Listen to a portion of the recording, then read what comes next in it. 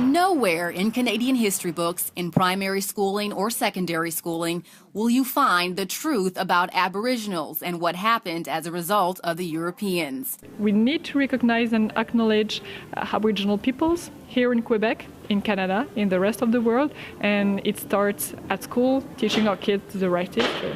Aboriginals in Quebec plan to change that and are demanding that the government correct history. A petition was launched in March calling for Quebec government to require that all Canadians in secondary school be taught the history of Aboriginal people and that it be mandatory and not elective. It's to bring justice to this history that we want the history to be changed, that is taught in school.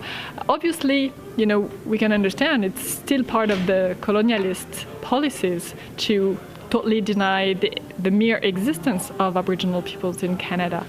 But we think it's time to change it. This week, Montreal will play host to the Truth and Reconciliation Commission. The commission takes record and allows Aboriginals to tell their stories about Indian residential schools set up by the Canadian government and the impact it had on Aboriginal children. More than 150,000 First Nations were taken from their families and placed in these schools, many suffering from emotional, physical, and sexual abuse, overcrowding, unhealthy eating, and poor sanitation. I think the government's just trying to cover it up, smooth it over. Oh, we're going to have a big talk about it, but they're not really going to do anything. I don't think Harper's going to do anything. He's more and more trying to take the land away from the Native people. In November 2010, Canada officially endorsed the United Nations Declaration on the Rights of Indigenous People.